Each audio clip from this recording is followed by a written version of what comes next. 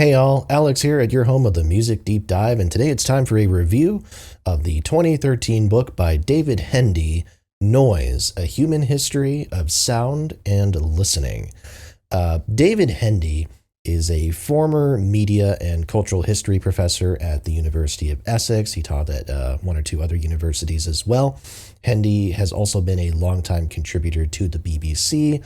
He helped produce a number of radio series for them over the years, as well as a number of other pieces and essays. And that background forms the core of this book. This book, as it says on the cover, is based off of a 30-part BBC radio series called Noise, A Human History that came out in that same year.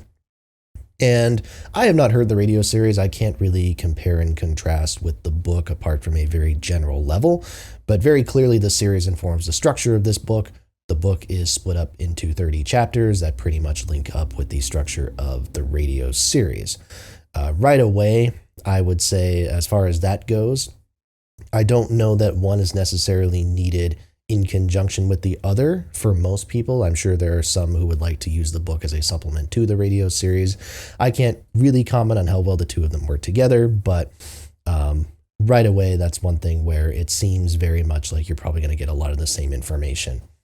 The structure of this book is very episodic, I suppose, which isn't really surprising. You have these very disjointed snippets of research, these capsules that are interesting in that form.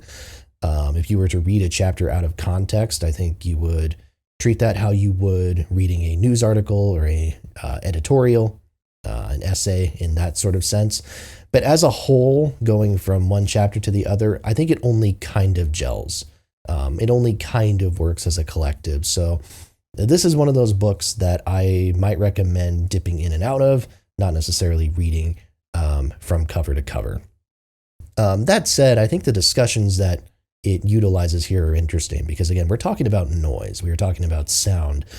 We're not talking about it just in the context of music, although it is discussed. We are talking about how we listen, how we produce sound, and how that has impacted us culturally, socially, and all sorts of different things. There are discussions about how noise is weaponized and the sort of class implications of noise that I think are really interesting, kind of seeing how, like there's a whole section that it talks about the idea of carnival and how the noise and the tumult and the chaos of those situations was meant as a sort of rebellion. I think that's very interesting.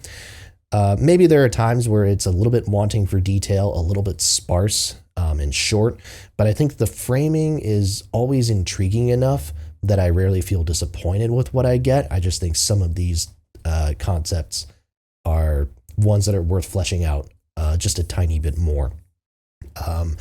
One other thing that I really love too, I really love this kind of through line that you really get from beginning to end about humanity's quest for silence, I suppose you could say.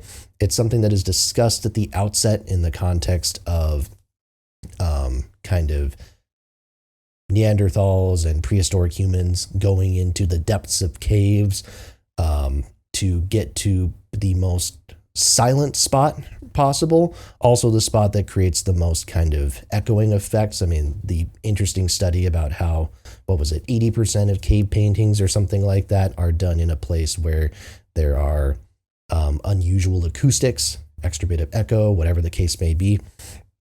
So there's that kind of remoteness that is there from the start, and it's kind of interwoven throughout this idea of silence and what does that mean, and it's kind of discussed at the end too.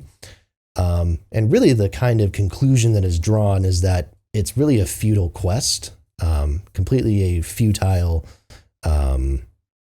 sort of goal for humanity to discover silence. And I think in a lot of ways, when we talk about silence, we still really mean it in the terms of ambiance. Like they use the example of like the most actually silent places that you can actually go, and how genuinely disturbing those are. And how a lot of times when we seek silence, when we seek to get away from the normal state of being, what we really mean is kind of going into nature and being a part of that ambiance. Because again, nature is noisy.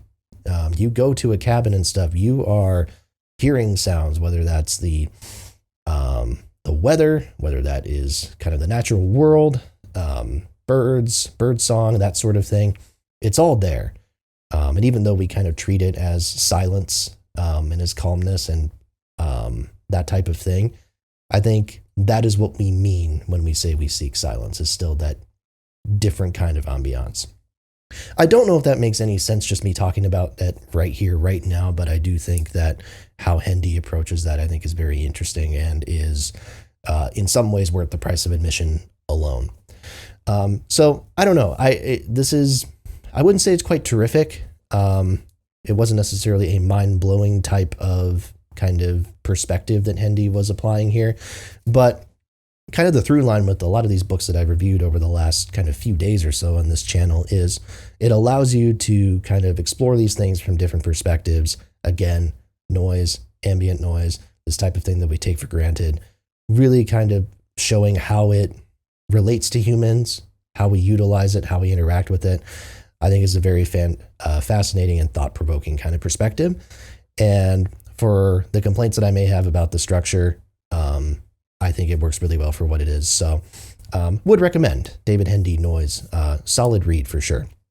And with that, I'd like to thank you all so much for watching. Please make sure, as always, to like, comment, and subscribe. As always, more reviews are to come. Tell a friend as well. Thank you so much for watching, and I will see you next time right here at your home of the Music Deep Dive.